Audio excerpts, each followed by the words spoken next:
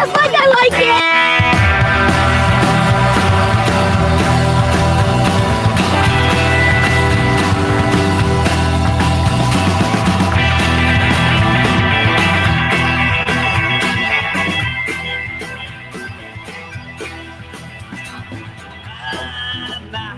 It's a pretty big fish to fry. It's a pretty big fish to fry. My, oh, my. My. It's a pretty big fish to fry. It's a pretty big fish to fry.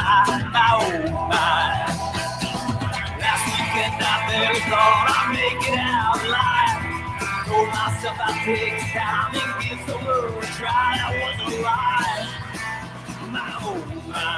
Oh, everybody, it is Thursday, March the 29th. If you're checking us out, Facebook Live. For those of you who are loyal podcast listeners, it's probably Friday. Welcome to the number one rated sports and beer podcast, coming to you from New Jersey, maybe some DC, maybe some Chicago tonight. Checking in. It's Low and Outside, lowandoutside.com. Thank you for taking the time. We do appreciate it. Baseball is not right around the corner. It's here. So let's get started. Why don't you go back home to your street malls and drink your Zimas and Smirnoff Ice? Oh, yeah! The greatest beer in all the world! Simply from the bar. Yeah, I like cool beverage, yeah. I like cool beverage, yeah. I like cool beverage, yeah. Cause I'm feeling kind of party.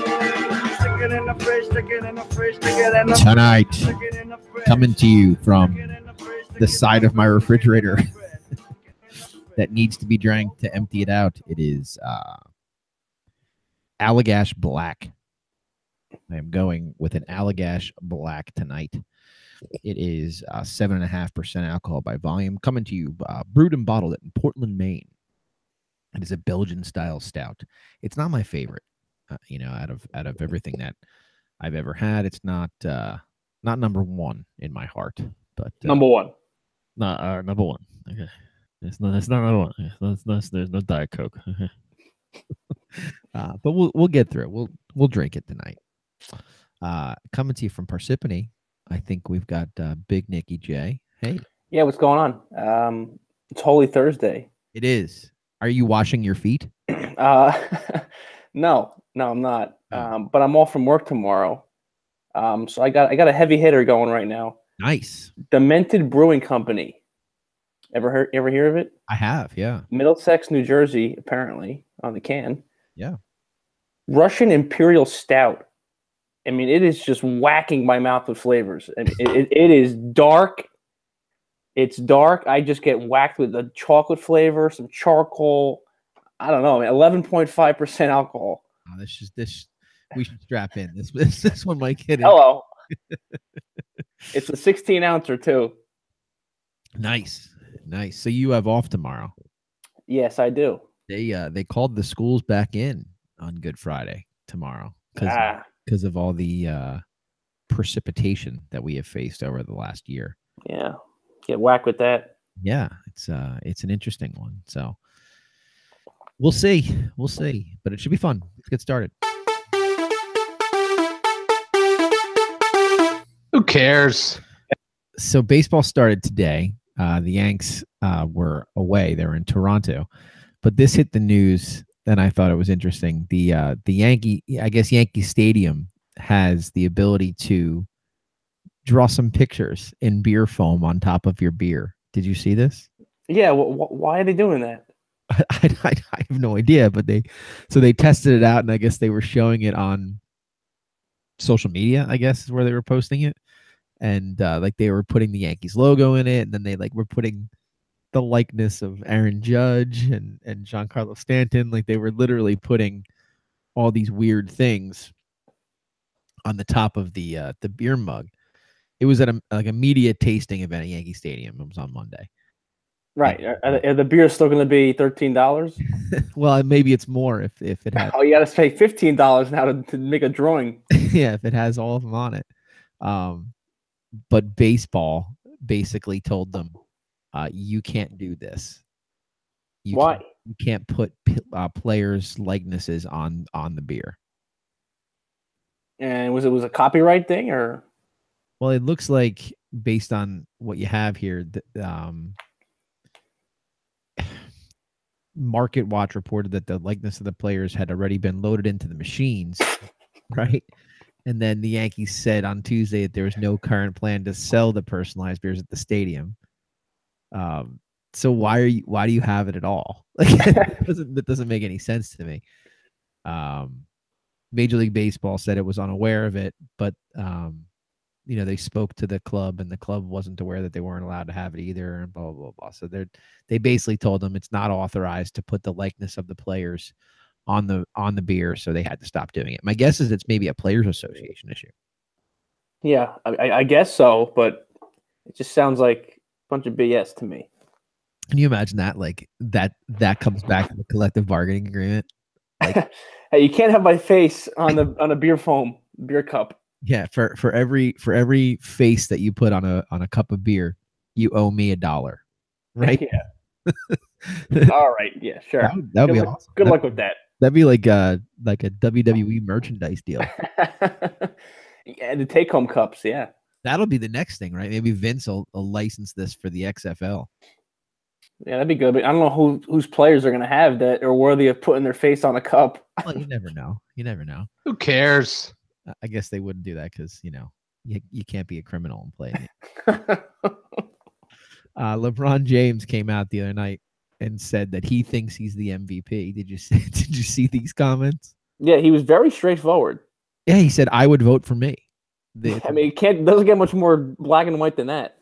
The body of work, how I'm doing it, what's been happening with our team all year long, how we've got so many injuries and things that nature, guys in and out, to be able to still keep this thing afloat, I would definitely vote me. Yeah, he said, keep this thing afloat. He's got to be trolling the media here, no? I don't think so. I think he's clueless.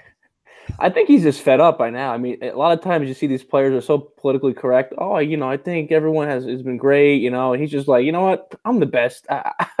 There's so much bullshit going on this team. I keep everyone together. I'm the reason that we're still in the playoff hunt, and I'm the reason we're going to go back to another finals.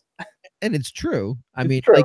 Like if you're too young for this, and if one of the guys that's a little bit older checks in, like there were years where there was 1 year Karl Malone won the MVP. And he was a fine player. It's not that he wasn't a good player. He's a Hall of Fame player. But Michael Jordan was the best player in basketball for like the last 10 years of his career. Right. And they just got tired of giving him the MVP. So they were like, all right, we'll just give it to Karl Malone. It's like, listen, just because he continually gets it every year, he's still the best player. Like if you took LeBron off of that Cleveland team, legitimately, over under, how many games would they win? They'd be right in the category of the Knicks and the Nets, I think. Right, they'd be in the 20s. Yeah, mid to high 20s, absolutely. And then they wouldn't have even made those deals that they made at the deadline.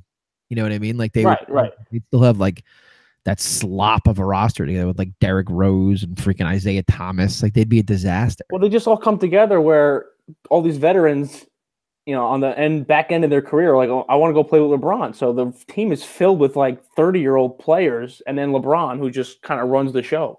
Right. But they all stink, and he doesn't. Right. So, like, that's the thing. Like, Derrick Rose is totally washed up, but LeBron can still. I mean, he's a point guard. He's their shooting guard. He's the small forward, power forward. He does everything.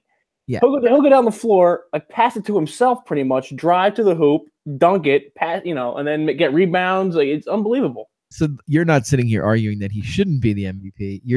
I think he should be the MVP every year. And you think it's totally fine that he is telling everybody that he's the MVP? It's actually kind of refreshing for once that someone's being honest with the media. I don't know that I'd call it refreshing. I think it's a little douchey.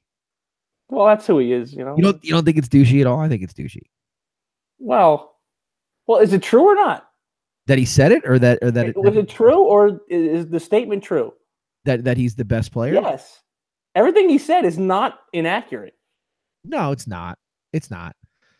And I don't think you're entering into a year like last year. I was, you remember last year I was like just riding that Westbrook train hard. I'm like the guy averaged. Well, I was too. Yeah. Did something that no player has done since Oscar Robertson. So I got that. But this year, there's no other player that's been that outstanding, with the exception of Harden, I guess. Yeah, Harden has, but again, Harden's got Chris Paul. You know what I mean? Like, And D'Antoni's system, it works. It just works. right. LeBron's got no one. No one. And the coach comes in and out, as he pleases or whatever, whether he's sick or not. You know what the deal is with that? Do you know what the deal is with Lou? I don't know details. I don't know if they disclose the information, but Because he just I don't know. It's a little fishy. he like walked away for like medical reasons, is what he said, isn't it? Right. That could be anything. Could be with his family. Could be, whatever. Who cares? Exactly. What do we got here?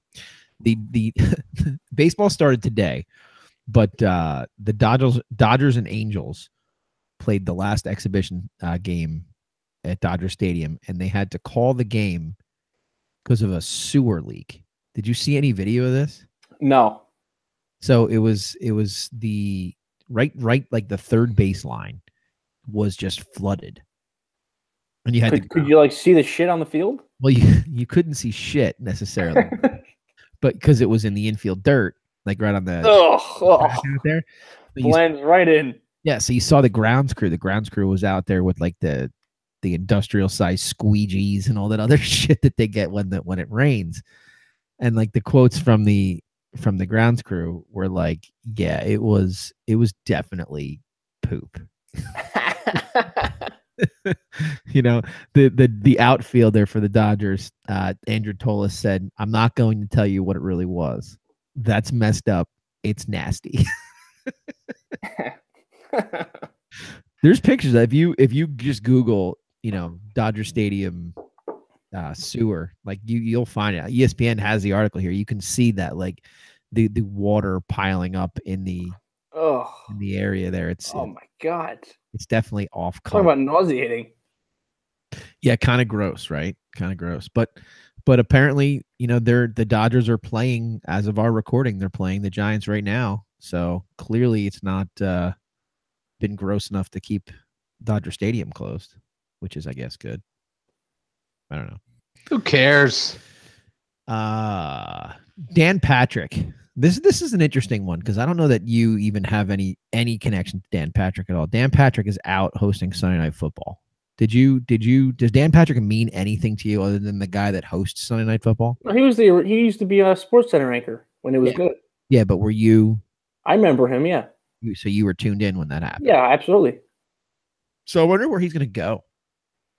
Right. I mean, that's a pretty old, isn't he? Might just retire. No. I don't know. It's a pretty big gig to give up and not have something to replace it. Let me see how old he is. I mean, he does his radio show. He does a radio show. Maybe he'll just do that then. And I think he's 61. That's not old though. I mean, to be working in sports, it's not that old. Yeah, I know. Maybe look at Al Michaels. Did they push him out? Al Michaels is like 105, right? I mean, he just keeps working. He keeps requiring this ginormous salary. Apparently, he's like, hey, if you want me to keep doing this, you got to pay me $20 million for the year to do this. Oh, all right. I wonder if, he moves on to, because ESPN just got all new management, right? They just turned the whole thing over. I wonder if they're going to try to go back to their roots. Maybe they start to bring some of these guys back, like a Patrick or an Olbermann. Maybe they resurrect Craig Kilborn from the ashes of whatever failed acting career that he thinks he has. They just got to go back to the roots of how SportsCenter used to be. That's the number one problem. Well, that's what I wonder. I wonder if he's going back to ESPN. Maybe he's not. I don't know. But if he's doing radio, I don't see why not. If he's doing radio, I think it would fit. I don't know. Either way, you don't really care. It's not really not really of any big interest to you. Because to me, he was one of the guys that totally changed sports coverage. Oh yeah, absolutely. He's a great anchor. He's a great sense of humor. He used to do all those This Is SportsCenter commercials. Those are the best commercials, I think, of all time. They're the funniest commercials. He used to be one of the guys that was always in them. Yeah. Well, he was a huge personality over there. So keep your eye on that. I'd be interested to see where he ends up. So we'll see. Maybe he'll come here. Who cares? That's a good point. Dan Patrick, if you're looking for a place to land, we will welcome you here. You have to. We have a few open spots. We got to fix the budget around. Maybe he might send our salaries through the roof. But he would probably bring some ratings in. Would Mike welcome him on? I don't know. We'd have to ask Mike. I don't think they've ever worked together, right? I mean, well, though Mike did some of that stuff with NBC on Mike'd Up or whatever the hell that stupid. Right. I don't know. We'll see. It'd be interesting to see who thinks they know more, Dan Patrick or Mike Francesa. Did you see that Francesa was on Mad Dog's TV show? No, I didn't see that. I just hear him on the podcast with Bill Simmons. He was on because Russo does a show on MLB Network, High Heat. So he went on High Heat with Russo, and they were standing there, and they started the whole show with the Mike and the Mad Dog song, and Russo did his whole bit, like all that rabbit sounding crap. Roger Rabbit. And they basically just started trashing the fan. They were like, after the morning with Boomer aside, and there's nobody on. Princess is like, who's gonna leave? Domingo? Like, it was just like so awkward that they just sat there and trashed their former employer for like. Well, what is Russo trashing them for? Aren't his ratings like shit? Well, he's on Sirius, which has about as many listeners as we do. Yeah, that's what I'm saying. Like, come on. Hang on. Come on. Come on. Hang on. I mean, really though. Come on. Yeah, I mean, what a joke he is. To me, he hasn't been relevant in a number of years. Like, I think that's the worst part, though. Is like they were good together. They split up. I think they both were trashed apart.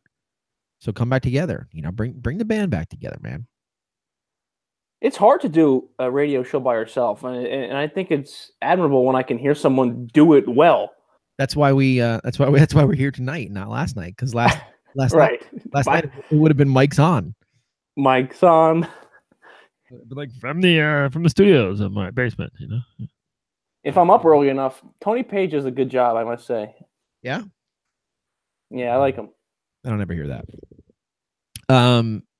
So the Final Four coming up this week. Final Four is coming up this weekend. So for those of you that follow us on Twitter at Low Outside Sport, I had to eat some crow this week with the Michigan fans that I was pissing off about 2 weeks ago. I mean, the guy even remembered you. Like, he kept like referring to you. He was like, I just can't. I wish I could let it go, but I can't. Like, wow, Low and Outside is on the mind of someone, and I don't know where he's located. I was like, listen, man, you're right. We owned it. As soon as they got hot that one game, I owned it. I was like, all right, well, they're hitting their shots, so I'm wrong. But I think if you were to take an honest poll, I can't imagine that there are many people that had Michigan versus Loyola Chicago in that part of the Final Four. No, I know a couple people that had Michigan, but they were like biased because they went to Michigan. Right, like Max Burns put Michigan in the Final Four. Right. Or some guy at my work has his son is in Michigan, so he wears like these Michigan polos all the time. Like, all right, give me a break. But yeah, Loyola Chicago. A lot of people had them upsetting Miami in the first round, but then, most of the time you pick an 11 seed to win, you make them lose the next round because it's too risky, But they have an incredible run. So let's talk about that game first, right? Because it's clearly in my opinion, although the story is good with Loyola Chicago, but I think it's definitely the secondary game, right? I think there's more. Well, right. The Kansas Nova game is sexier. So when you look at the Loyola Chicago Michigan game, how do you see it playing out? I think that Loyola, the way that they've been playing is, again, they're an 11 seed, so they're always the underdog. And the underdog, in order for them to win, you got to play tight D and you got to hit your 3-pointers. And they've been doing both of those things. So, but the one problem with that is you start going cold from 3, you can't drive to the hoop anymore. All of a sudden, you get down by 10, 15, 20, and then the game's out of reach. So I think in order for them to win, they got to keep doing what they're doing and hope Michigan, lets them score more often than they've been doing because they've had tight D. Michigan's defense has been in this tournament has been outstanding, right? Right, I think that's going to be the one thing that if they show up and they play defense the way they've been playing it for the last, 2 or 3 weeks, I don't think Loyola Chicago can hang. I think Michigan's defense is pretty good, but they also Loyola Chicago, they play small. So we'll see. I mean, I don't know.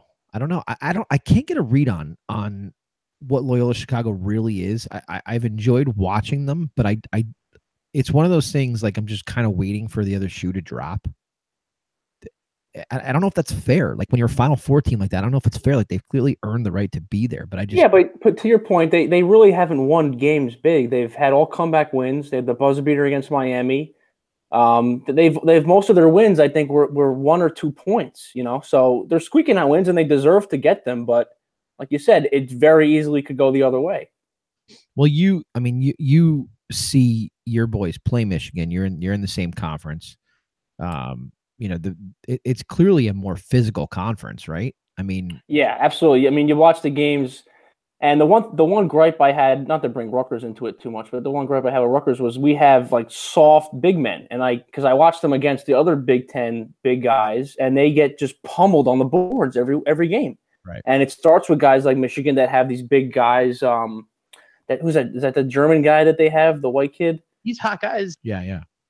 He's huge. So I mean, they get to the post, and if you don't have the size down low, they'll post you up all day, and then they'll play smothering D on the other end. Yeah, and I think that their on the ball defense for Michigan is just good. It's just really, really good. So what I think is going to come down to it is kind of what I've said going into the tournament. And as much as I ate crow for thinking that it was going to happen earlier, I still think Michigan is capable of rolling out one of those games where they don't shoot well and they don't pass well. And it may be this week, like it may be Loyola Chicago. It might not be. Maybe they've figured it out throughout the tournament. But I'm still uneasy picking Michigan because they shoot very poorly from the free throw line and they do not. Just hold on to that hot take for now, and eventually it'll come to fruition. No, and you can shove it in that guy's face. Listen, at this point, there's no shoving in anybody's face. They're a Final Four team, so clearly they've played well enough to be here. But I do think that at a certain point, you are what you are. I mean, and that's they are who we thought they were. That's just how it works out. Like if you don't suddenly become a good free throw shooting team if you're a bad free throw shooting team. It's just not how it works. Right? Right. And both teams have earned it, but again, you're kind of waiting for both teams at the same time to have that letdown game. So something's got to give. So if you had to bet an amount of money that mattered to you on just a money line bet, like who was going to win the game, Michigan or Loyola Chicago, who would you take and why? So we're talking about money line. The money line, the payout would be much better for Loyola, right? Well, they're definitely the dog. Yeah, technicalities here. They're definitely the dog, but realistically, like I'm just talking pick 'em. Like forget about the odds. If you had to bet an amount one way or the other as to who was going to win the game, who would you take? Well, I think Michigan's going to win. But if you're asking if I'm placing a bet, the money line would probably not be a great bet to do it. No. No, I'm talking. I mean, Yampo's not here, so otherwise he would chew. Yeah, spit me out. That's your question. Simply, if I had a bet, I'd be betting Michigan. Yeah. Yeah, and I think that's. I can't see an 11th seed in the finals. I'm sorry, I just can't see it. What was the? Do you have your computer there? Yes. What was the? See if you can Google what Butler was the year that the first year they played Duke in the NCAA final with Gordon Hayward. Yeah, because they were. I mean, I don't think they were an 11 seed, but they were definitely not. Nobody had thought they were going to get there. But I think you're right. Like if you're gonna place a bet, it's a tough pill to swallow to take an 11 seed to go on. Right. If we're gonna get into the technicalities here, let's see. Right. But I do think that Michigan is playing very well. They're shooting the ball well. They got great defense, and that might be what puts them over the edge. I'm just waiting. I'm just waiting for those warts to show because they will, and when they do, it's what costs them a game. It's exactly what I said about Duke going into this tournament. That Duke is one of the most talented teams in the country, and they're going to have a game in the tournament where they don't shoot well, and the only thing that's going to keep them alive are their bigs, they one out of their two bigs in the game against Kansas played well. in Bagley and Carter didn't play well, and that was it. And that's what cost them the game. Even though, let's be fair, you and I were having this conversation. Carter took a charge at the end of that game, at the end of regulation. Oh, that was garbage. And it was a brilliant basketball play on his part, and he got hosed on the call. Totally hosed. But whatever. Did you get the Butler thing or not yet? Yeah, they were the 5 seed. Yeah, so I mean that's not even close to an 11. You know what I mean? Like an 11 is deep down there. Right, and I must say that I was a professional PAL basketball referee. You were, yes. I would have never called a blocking foul there. Well, if anybody knows anything about basketball, they know that PAL basketball is a really strong developmental league. Strong developmental league, yes, and the parents get very intense. So if you by accident mess up a call against their 8-year-old son, you're going to hear it. True, and it would just like filter through the rest of the town too. Right. Oh yeah, it'd be going through the different papers, the different news outlets. Your name will be all over. Yeah, the patch would pick that up big time. I'm sorry, we in this. I'm not sure where we are right now. All right, let's move on to the other game. You got Villanova and Kansas. To be perfectly blunt, if you look at our no cost to the consumer tournament, Chris Gannon is right there. We got Ryan Rizik, I think, right there too. But I've got Villanova winning the whole thing. And so there's a good possibility here that the $100,000 is just not going anywhere. Because if Villanova holds serve here against Kansas and gets onto that game, I don't think there's any way that I can lose. Wow, that's pretty impressive. Are you going to win the 100,000? Well, I mean, we were paying out the $100,000. So for the $100,000, it just stays home. It would stay in house. Okay, so it would get redistributed amongst loan outside production, all that stuff. Essentially, what it means is that you don't have to write a check for like $25,000. Is what it means. Okay, all right, that's fair then. I guess go Villanova. Yeah, so you're a big Wildcat fan this weekend. All right, Jay Wright. What do you think of that game? Do you have any take on either of those teams that you've seen play in this tournament? Again, I feel like Kansas is one of those teams every year where you just kind of wait for them to choke or something. You always feel like they're losing in the Elite Eight all the time. But to their credit, they played a hell of a game and they have gotten to the Final Four. And I wouldn't be surprised if they beat Villanova, but at the same time, Villanova is definitely the favorite. They've been dominant the whole tournament, and I think I'd be shocked if anyone but them won. So I was wrong, right? When we entered this tournament, we had to pick a Carmelo Anthony. What did I call it? The Stay mellow. The stay mellow young hot guy of the tournament, and I picked Devontae Graham from Kansas. Well, I had the right team, but I had the wrong guy because Malik Newman has been just oh man, he's on fire. Yeah, he's been crazy good. He was taking those shots in the beginning of the year or earlier in the year, and they weren't falling the same way they've been in the tournament. So he is total right guy, right place, right time. Here's the issue. Villanova's just good. Villanova, from my perspective, I said it last week, I think is the best team still in this tournament.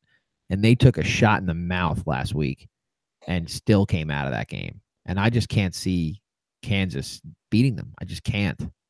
I watched Kansas play Seton Hall, and Seton Hall is not as good of a team as Villanova, and Seton Hall hung with them. So if I had to put an amount of money on a team to win that game, I'm taking Villanova, and I'm not even thinking twice about it. Right. Brunson's just been bonkers too. So the guard play in that game is going to be just crazy good.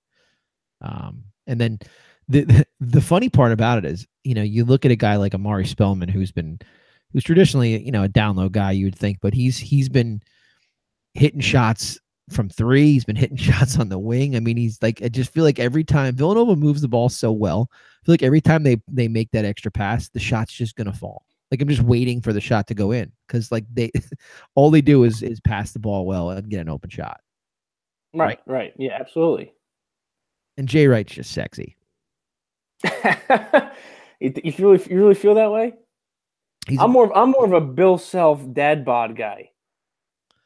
Two really good coaches though, man. Like, you know, like the sad reality is I'm sure that both of those programs are, you know, mixed up in all the bullshit that the rest of the programs are mixed up in because it's just an inevitability.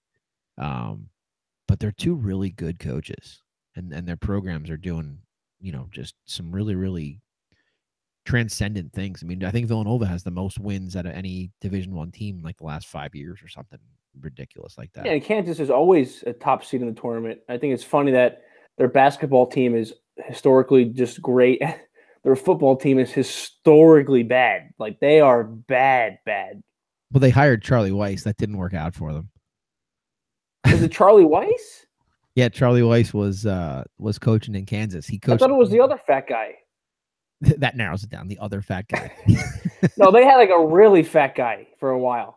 You know, we need Sean on the show to clarify who that was, but they're like super irrelevant in college football. Like they win like 2 games, like they're worse than Rutgers. Well, we got Brett checking in. Wasn't Charlie Weiss coaching in Kansas? Yeah. He did KU while still getting paid by Notre Dame. Well, I think he's finally not getting paid by Notre Dame, right? Yeah, he was on Pardon My Take like about a month and a half, 2 months ago. It was an awesome interview. Like he was just like sitting there like, oh, they just paid me ungodly amounts of money.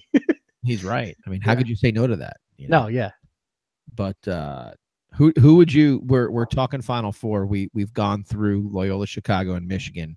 The question I asked Nick was if you had to put, and we'll bounce over to Nova and Kansas too after you answer this, but if you had to put an amount of money that mattered to you on Loyola Chicago or Michigan to win that game, who would you pick? I have to bet with my pocket and not my heart. Right. Okay. Because my heart says Sister Jean. Of course, everybody's heart says that. Unless you went to Michigan, everybody's heart says that. Yeah, but obviously I think my my pocketbook says Michigan.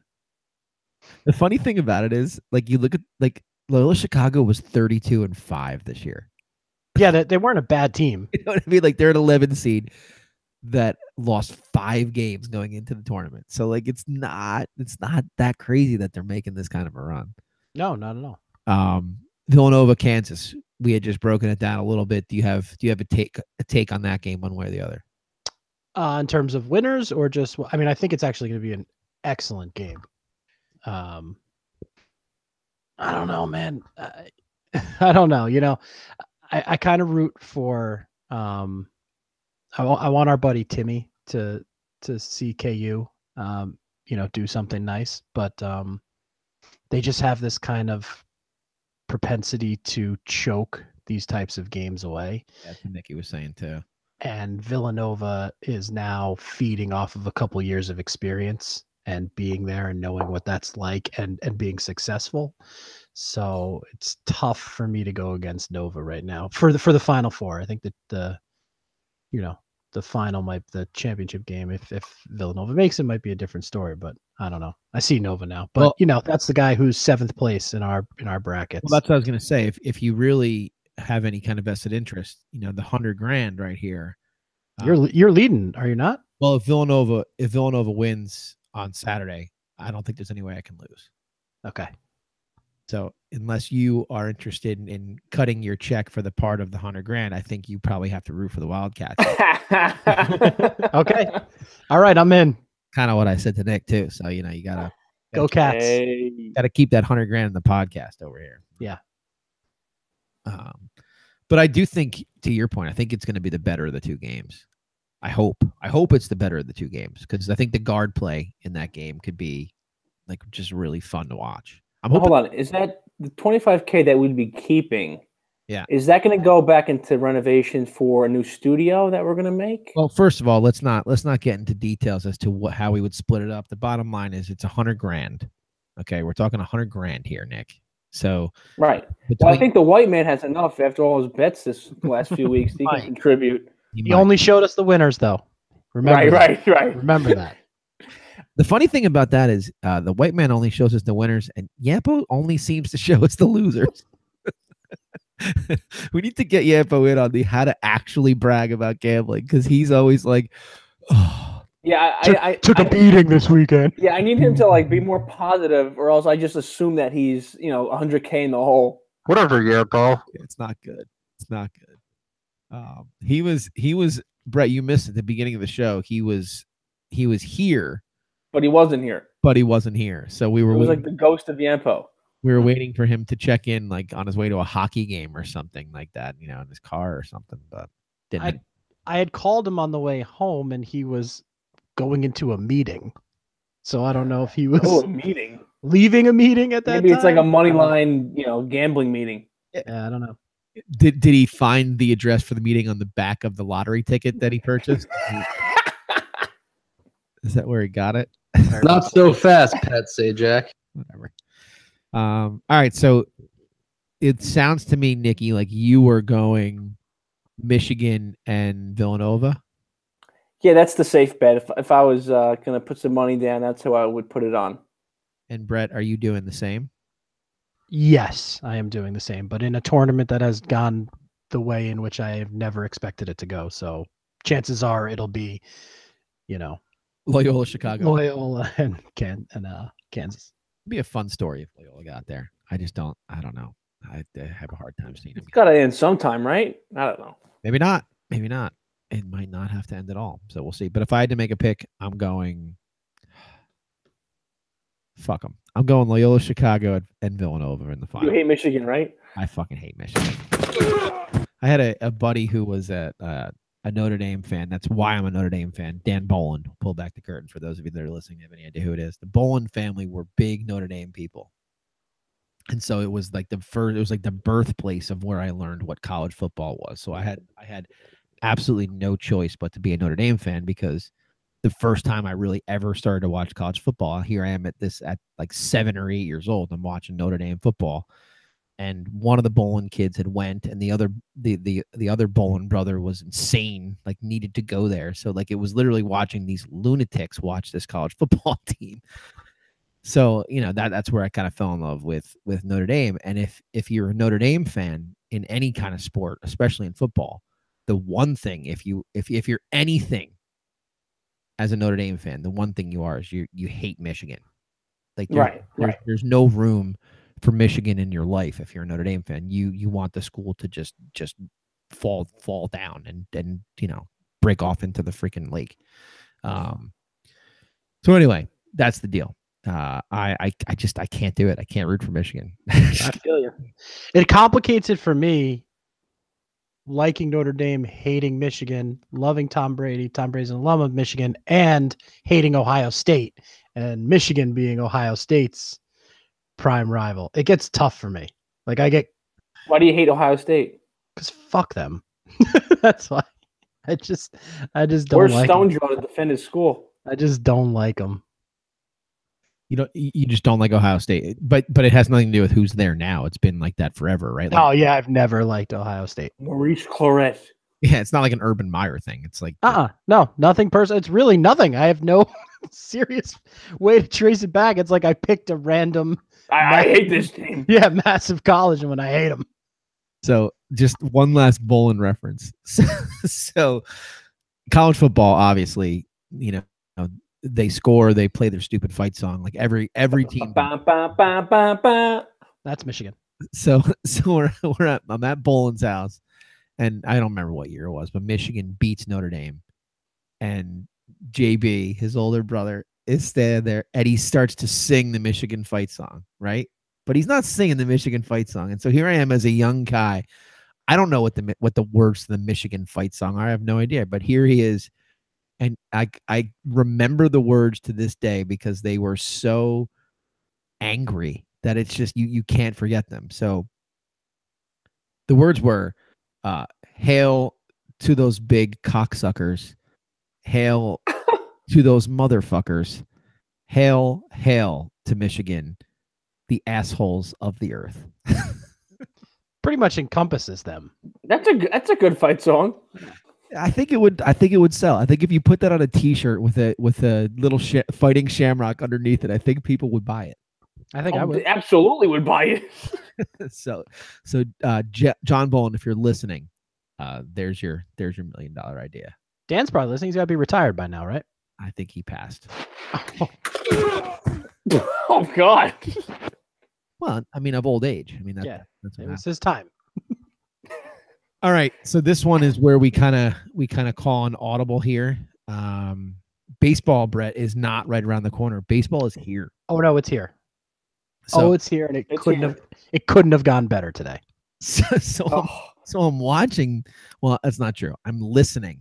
I'm on. Susan. Well, Susan, that's baseball. So I'm riding home from work, and Stanton gets up, and I'm just thinking to myself, I literally this is one of those things as a Yankee fan that you're so goddamn spoiled that I legitimately just sat there. I'm like, he's gonna probably just hit a home run here. Because that's just what this team does. And what does he do? He fucking hits a 2-run home run. And I texted you guys. I'm like, of course he hits a 2-run home run. Why would he do anything other than hit a home run? That's right. I had to change my underwear twice. Oh. Well, John, you got to change your underwear, John. I don't even know what his call was. He said something in Italian. Oh my God, it was so bad. Was it bad? Oh my goodness. He said something in Italian, but I had no idea what it meant. You have it? Yes, I do have it. Play it out loud. Play it? I don't have it out loud. I have the. All right, hold on. Let's see if we can put it up to your mic. I don't have. I just have a screenshot of the.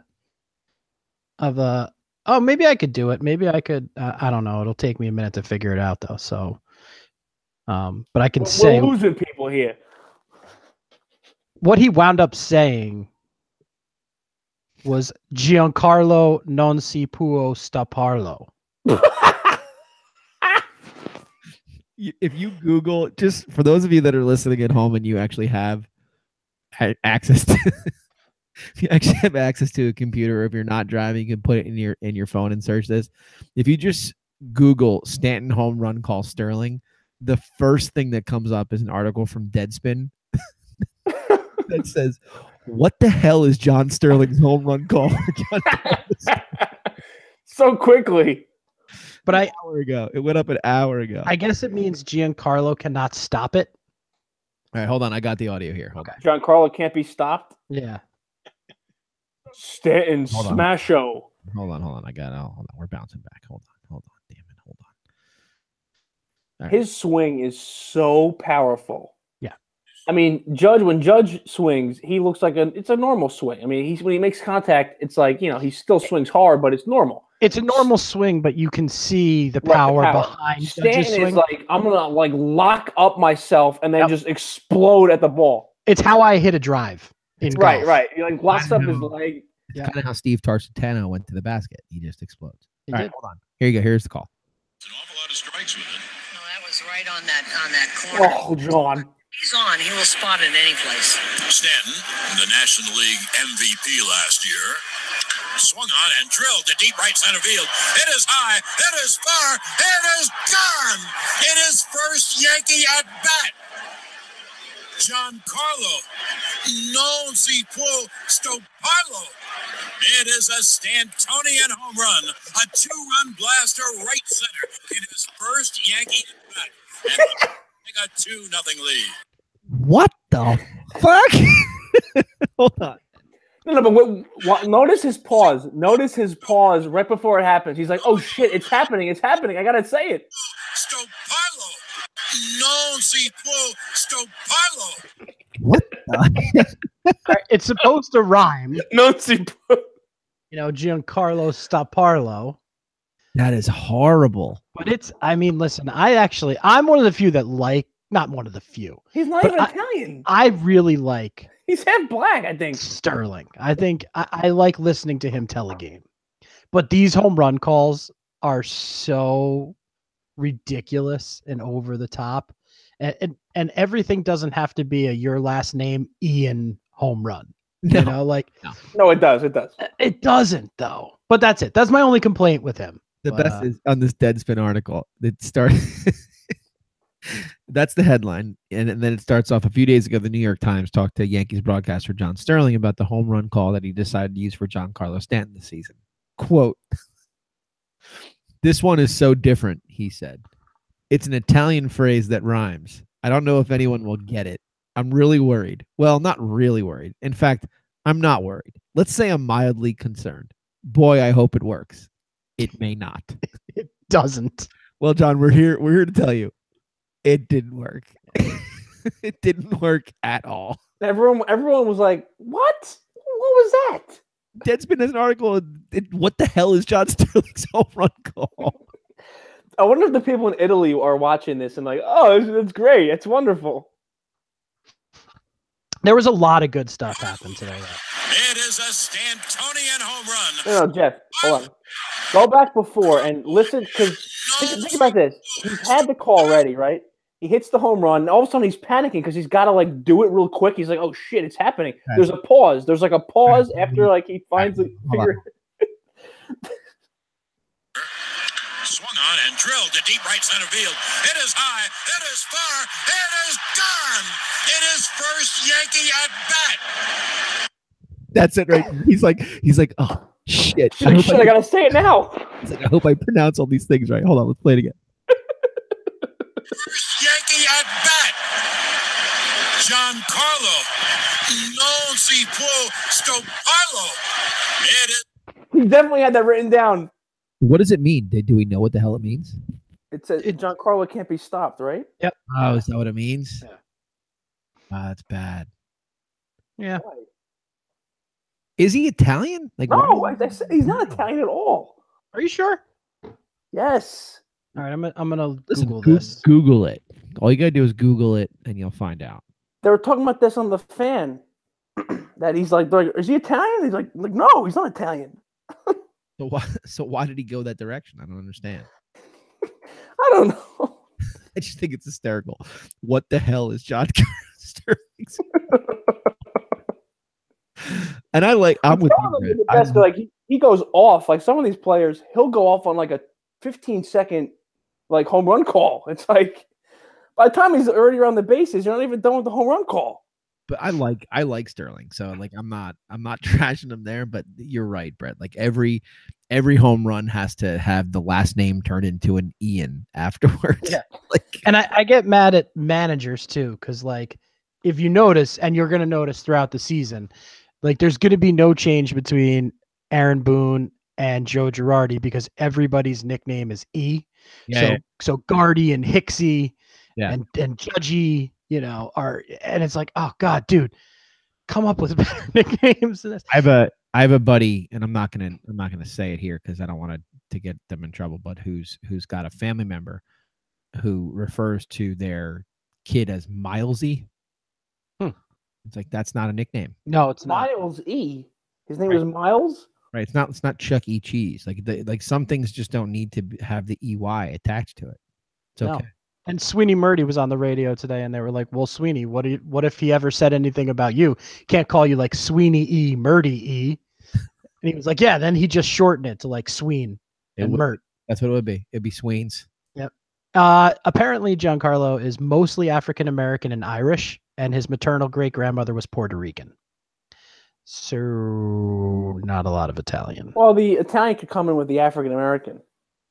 I recently found out I am part African American as well through a DNA test that I made my parents do. You recently found this out? You've had a keloid since you were fucking 14. I blame part of that on the Seaside Boardwalk. Okay, Jeff. That's a story for another day. There's a lot of things that we can blame on the Seaside Boardwalk. Your African American heritage, I don't think, is one of them. No, it's definitely not. But the cleanliness of a piercing station on the Seaside Boardwalk when you're close to being a blackout drunk 18-year-old. If you hold on, was that prom weekend? If you're watching on Facebook Live, you can see that I'm rubbing the ear. If you rub the ear where you got it, can you still feel the hole? Yeah, no, not the hole. No. Oh, I can still feel the hole. No, but you got one too, Jeff? Oh yeah. Jeff. Oh. Jeff and I did one of what you normally do Boy. as Jersey, teenagers. You know what? and It's better than a tattoo, though. That's true. The piercing hole closes up. Tattoo will stay there. Yeah, but we were idiots and like we got like the large gauge. Like No, you didn't. No, you didn't. It wasn't. No, you didn't. Hold on, no large gauge for like 2001, not large gauge like putting like a quarter in your ear. Like, But it was bigger than a normal piercing. oh yeah, it was like a hoop. Oh Yeah. my god! We did What that. did you think the next day?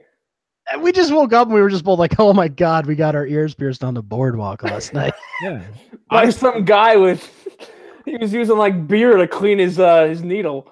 it wasn't. I put it this way: if you're asking what do we think the next day, it wasn't the type of thing that we took out the next day and left No. out forever. No. So you kept it in for like a couple of years. I don't know about a couple of years, but it was definitely in for long enough for it to stop bleeding.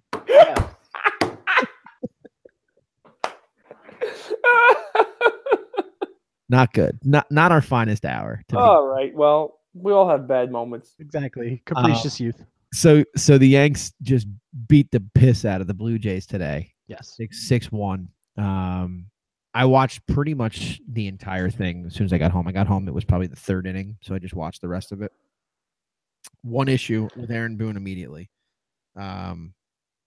He smiled. No, look, it's not even a huge deal, but it's the first game of the season. And, you're up, 4-0 in the sixth inning. And Severino goes 5 2/3, and you pull him. Like, Yeah, let the guy 4 2/3. I think. no, it was 5 2/3. Jeff, sorry. 5 2/3. No, I understand that, Jeff. struck out 7. Like, let the guy finish the freaking inning. Yeah, I haven't heard I haven't heard Boone answer this in a press conference or anything, so I don't know. I think probably my belief would be the fact that like it's opening day, so they're not actually fully stretched out yet. It might take about. We're talking 1 out, dude. No, I know, but I'm not if saying the guy's cruising, and listen, I didn't. To be completely fair, I was not able to watch the game. I listened to a little on the radio, little bit of the beginning, little bit of the end. I missed all of a good chunk of the game. But from what it sounded like was Severino was cruising. I think it was 1 hit, 7 strikeouts. Yeah, he struck out 7, he walked 3, 1 hit. So it was probably more of like a pitch count thing. Like, hey, let's, we're not fully worked out all the way yet. We'll get there. But I think that was it. I think it was that rather than him just being timid and having his finger, on the trigger finger a little too quickly. But we'll see.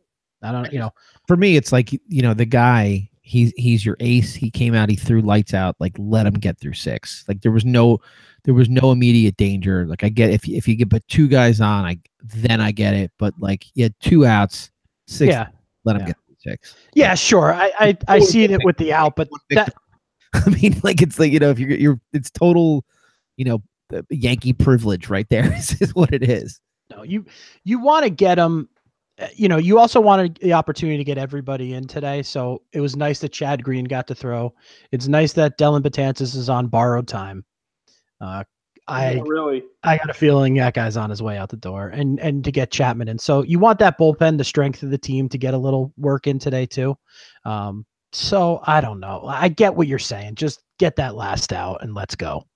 Yeah, you don't want him to throw a complete game, but like just come on, you can get through 6. I mean, that's my one gripe about American League ball, man. I love watching National League for that reason. Like the pitchers will just throw 8 innings.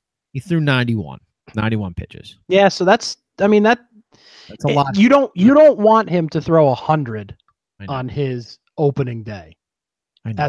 So but, I get it. 6 innings is just it's like a magic number. It's like a I don't know. You like round numbers. You do. Well, 6 innings, you get that quality start stat. Any other takeaways you have from just game 1? I mean, I know it's 1 out of 100. So clearly they're gonna go 162-0, right? I mean, I think so. Anything less, they should just fire everyone. It's a failure. It's a failure of a season if they lose a game. Do you think if they go to fire everybody, they can just give them a beer that says you're fired that they've drawn on top of it, Nick? I think that'd be a good way to do it. Not without For the express $17. written consent of the Major League Baseball. That would be what McMahon really should do with the excess. You're fired. Just give out beers that just say you're. I don't know how you. It just says "your" and then it's just like lines and blur. You want to hear something funny that I heard from the game today? Always. I heard that Brett Gardner went 1 for 5, with the one being a home run, and hit the ball square all 5 times up, and the lowest exit velocity came on his home run. So the other 4 were ripped the ball right at though. Yeah, insanely hard outs, and the one he hit the softest was his only hit for a home run. He's just not a guy I'm worried about. As they say, That's baseball. That's baseball, Susan. Well, Susan, that's baseball. The New York Yankees ready. All right, John. Driven by Jeep.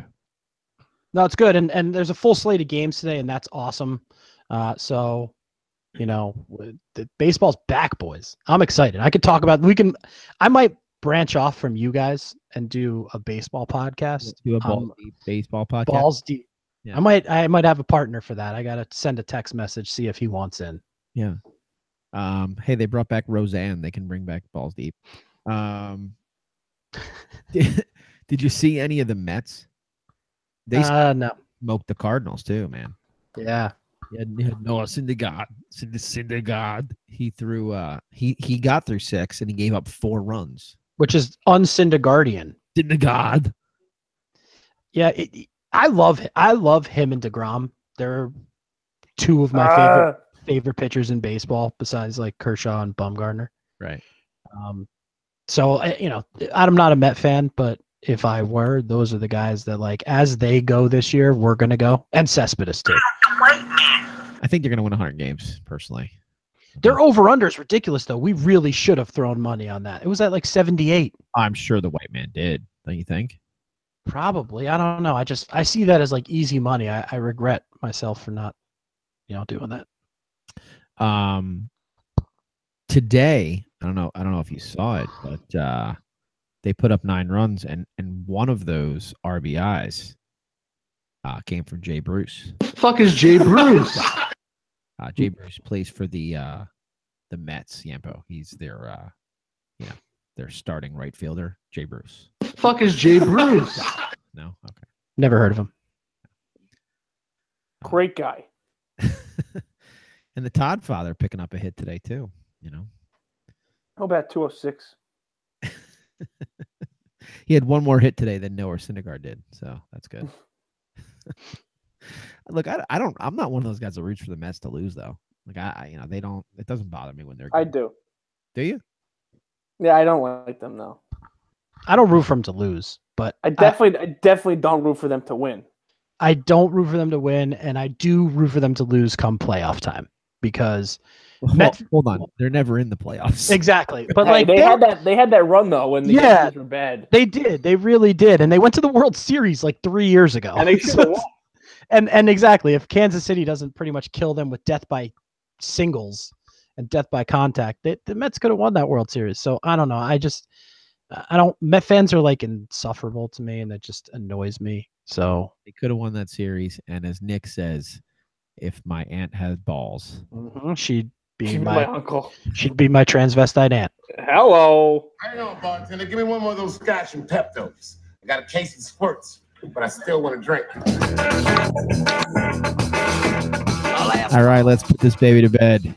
We got last call, Bubby. We never asked you if you were drinking anything. I know you've had a sick child tonight. Where you? I did, unfortunately. Listen, I got some great. Here's what I will say: I'm not drinking anything tonight, but I have some great stuff on tap. I mean, on deck for here. I went to Carton this past weekend. Picked up a. No, thanks for calling. That was good. That was nice of you. Oh well, thanks for calling when you were up in the area at the Devils game. And maybe we could have met up and I picked up my bottles that you owe me. But so if you listened to the podcast, you would know that I said I was going. But that's true. I think I was on the podcast because I picked up a wonderful collab between Carton and Trillium that I will definitely bring on the show. And tomorrow morning, health permitting, but it seems like my son is okay. I will be making a quick run to Other Half in Brooklyn and picking up some of their fantastic things that they're releasing tomorrow. So Brooklyn in the house. Mm-hmm. What do they call that collab? Is it Cartrillium?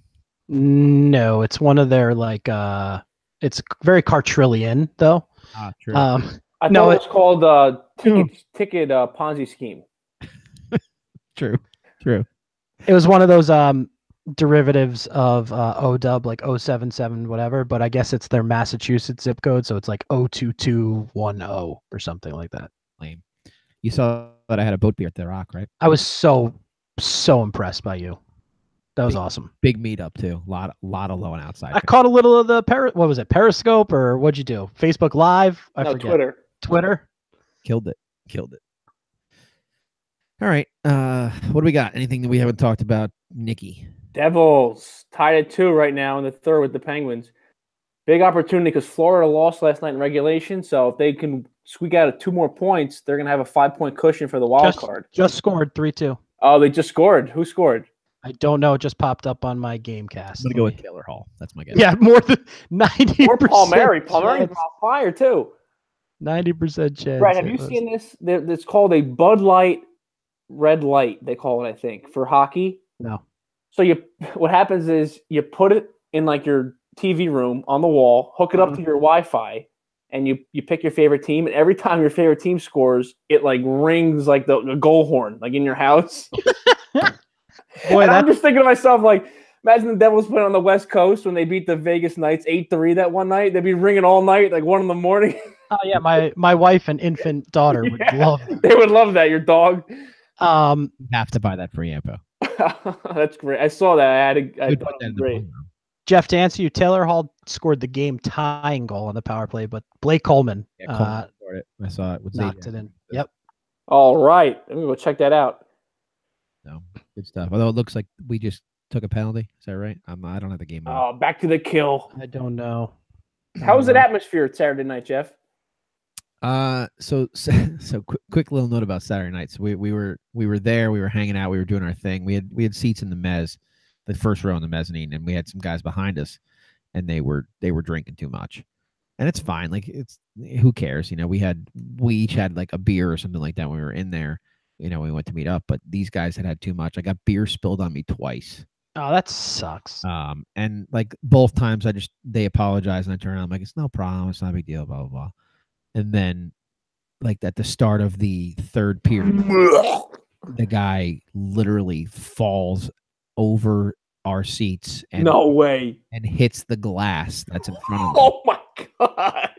Are you serious? Yes. That is bad. And the one guy that I'm with is like, hey guys, like maybe it's time. Right? That's all that's all he said to him. Like literally they've spilt beer on us and then he fell through us into the glass. That is the only thing preventing him from falling into the suites that are right below it. And killing himself. Right? And so like we picked the guy up. He says, guys, maybe it's time. And the younger guy with him starts like mouthing off to us. Of course. Of course. Oh boy. And I am the last person on earth that ever gets into it in a sporting event. I think it's totally pointless. But at this point, I'm wet. I'm wet with some other dude's beer for like an hour. I'm sure he had Bud Light. And I just turn around and I'm like, listen, like you have no room to start running your mouth right now. You've spilt beer on us all night long, and your bro over here just almost killed himself falling to his death. Like, just shut your freaking mouth and watch the hockey game. And this guy can't let it go. He just keeps firing back. So I just keep shaking my head, and he's like, "What are you shaking your fucking head at? What are you shaking your head at?" I'm like, God.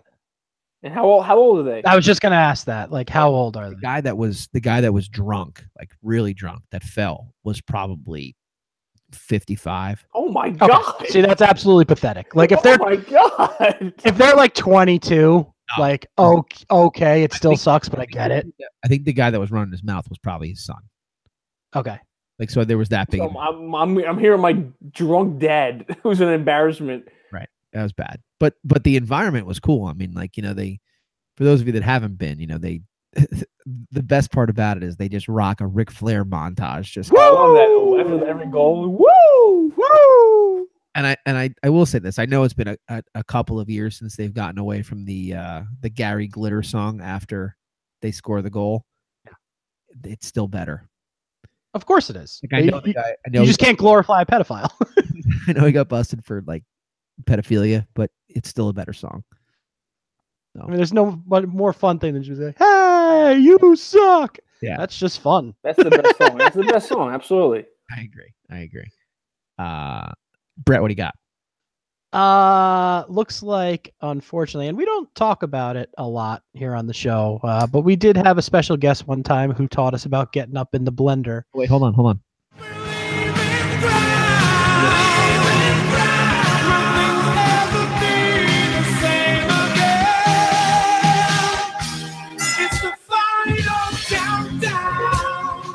Okay, good.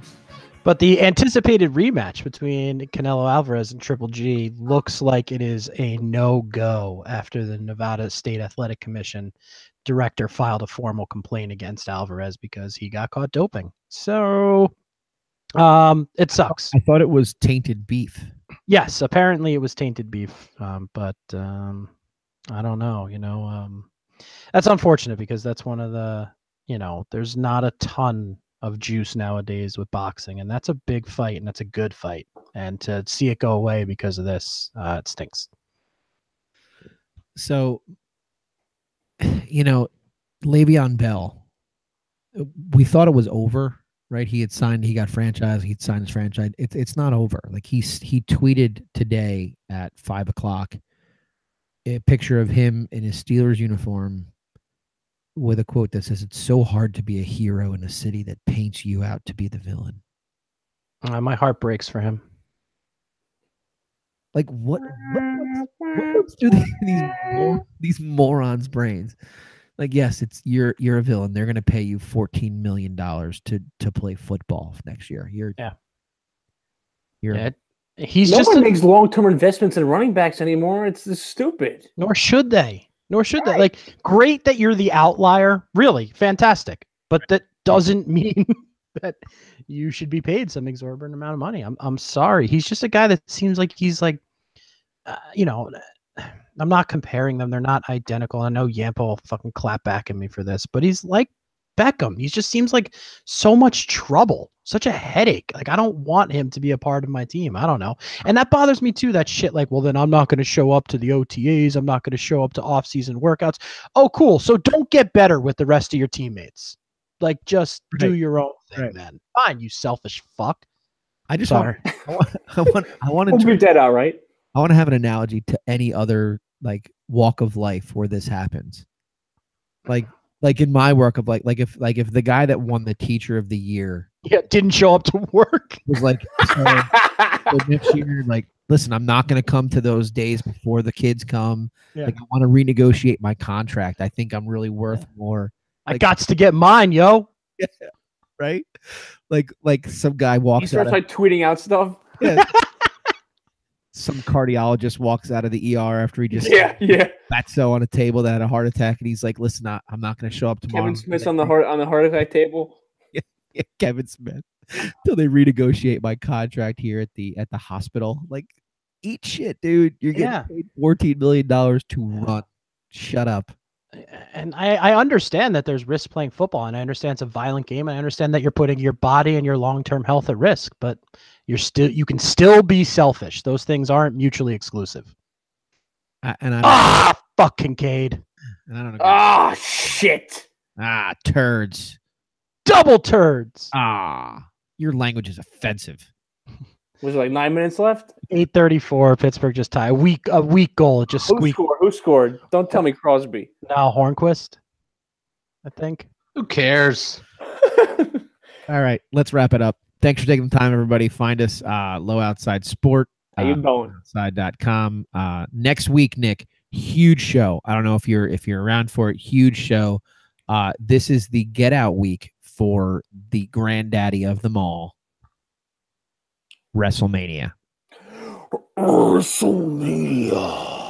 yeah. I thought you were going to talk about the Masters. That's what I thought you were to. Like, I know, I'm excited. I can't wait to talk Masters. The Masters. I want WrestleMania. Well, it is a tradition like no other. However, the rumor is that Hulk Hogan might be coming back at this WrestleMania. Well, have you not to get off too much on a tangent, but did you hear Ronda Rousey's interviews this week? She stinks on ice. Yeah, she's horrible. I heard she's really bad. She's a jerk.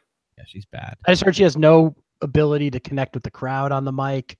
She's just not. Yeah, she's actually like a bitch to like the reporters and stuff. Like, but listen, they're paying you. They're asking you like regular questions, and you're just being a bitch. So I'm gonna throw this out there right now, and it's only the three of us on the show right now. So Yampo's not here, the other crew's not here. If you're not interested at all in listening to an entire, at least half of a segment next week discussing WrestleMania, do not download the show because it's 100% happening next week. We are going to talk the best wrestling event in the world next week. Throwing it out. Best event in the world. That's right. Thanks for taking the time, everybody. Until next time, we will see you later. Desperandum, dear lady. Across the desert lies the promised land. Goodbye, Mrs. Gloop. Adieu. Auf Wiedersehen. Gesundheit. Farewell. Fare thee well to you, my own true love. River Mercy, fare thee well. I am bound for California.